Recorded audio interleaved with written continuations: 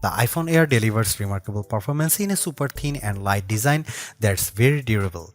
I especially like getting A19 Pro power in something this compact, but you have to make some trade-offs for the steep $1,000 price. You get only a single rear camera, which means no telephoto zoom, ultra-wide or macro shots.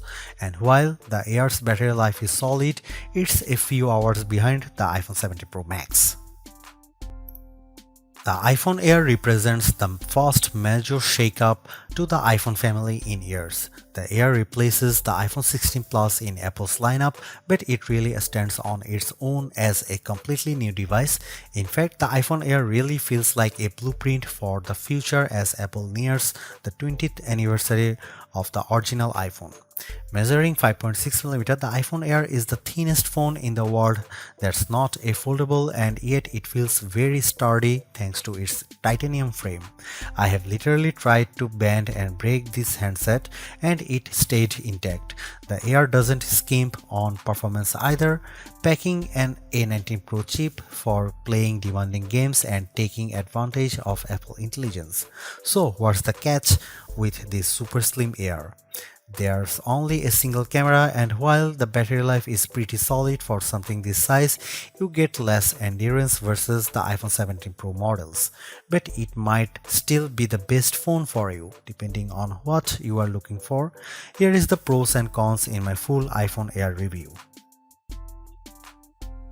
The iPhone Air starts at $1,000 for 256GB of storage. That's $100 more than the iPhone 16 Plus, but Apple is betting that you will be willing to pay a premium for a phone that's this slim and portable.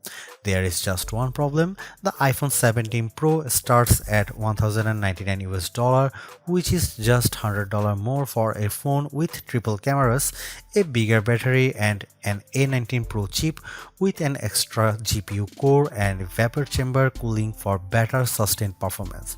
So you should really think about whether this stunning design is worth it. The iPhone Air has a release date of September 19. The iPhone Air is so thin and light that you are worried for its safety when you see it from across the room, but you will feel reassured when you put it in your hands. Measuring just 5.64mm thin, the iPhone Air edges out the Samsung Galaxy S25 Edge for the thinnest phone we have tested. The Air is so thin, in fact, that you might forget it's in your front pocket. Well, the whole device isn't this thin. The plateau or camera bump runs across the top of the device and jutes out. At least it doesn't wobble on a table when you press down. Apple purposely crammed all the major components into this area to make room for a larger battery down below. The iPhone Air comes in sky blue, cloud white, light gold, and black. Frankly, the black color makes the design look cheap and not as thin. I preferred the sky blue model I tested, which does a better job of showing off the Air's thin profile. Some have complained that the titanium frame is too shiny, but I don't agree. If you are worried about the durability for a phone this thin, I think you can rest easy. I saw a demo that simulated a band with 130 pounds of force, and the iPhone Air shrugged it off. To further fortify the iPhone Air, Apple equipped the phone with a Ceramic Shield 2 display with 3x the scratch resistance of the previous technology and the Ceramic Shield back that's 4x more crack resistant than glass. It is worth noting that the iPhone Air has a single speaker integrated into the earpieces compared to dual speakers for the iPhone 17 and 17 Pro series. During my testing, the Air's speakers got plenty loud when listening to Apple Music, but it did sound tiny at max volume. Some have shared in our YouTube interview with Apple on the iPhone Air that they wish that this phone came in a mini size. I say there is no need, you get the best of both worlds with this device, a large 6.5-inch display in a very pocket-friendly size. And it's a pretty damn good ProMotion screen, 2 with a rated maximum outdoor brightness of 3000 nits, a 1 to 120 Hz refresh rate, and anti-reflection tech built in. Outdoors, I put the iPhone Air up against the Galaxy S25 Edge, playing the same Begonia trailer, and Emma's tone looked brighter, plus there was less glare. The iPhone Air didn't perform quite well as in our lab testing, covering less of the DCI-P3 color space and turning in a slightly worse Delta E accuracy score. The iPhone Air features a single 48 megapixel fusion camera with 2x optical quality zoom. No telephoto, no ultra-wide, but it is a pretty strong performer based on my testing. Just don't expect much more from the 10x digital zoom. The iPhone Air does bring some cool new camera features to the table that are also available on the iPhone 17, 17 Pro and 17 Pro Max. This includes an 18 megapixel center stage front camera that leverages a square sensor to let you shoot landscape selfies without having to flip the phone in your hand. Here are some camera samples of the new iPhone Air.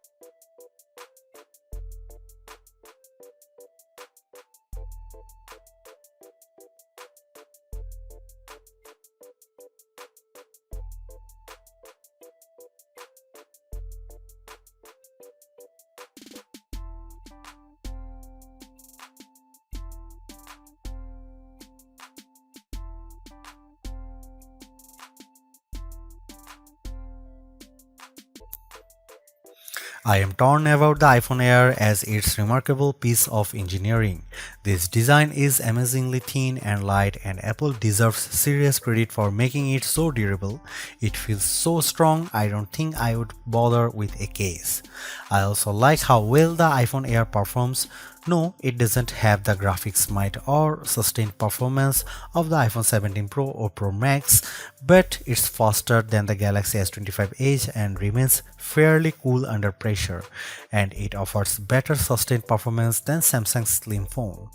However, I don't like the shoppers have to give up both an ultra-wide lens and telephoto zoom with the iPhone Air. At least Samsung gives you an ultra-wide camera that enables macro photography, but the iPhone Air's main 48 megapixel camera is very good overall. Apple left some other features on the cutting room floor as well, as such as fast charging and cinematic mode for video, so sometimes the Air feels more like an iPhone Lite. Overall, I think the iPhone Air is worth buying for those who want a super slim phone that's very easy to carry, that doesn't sacrifice too much on performance, but you will have to live with some trade-offs if you want something this compact.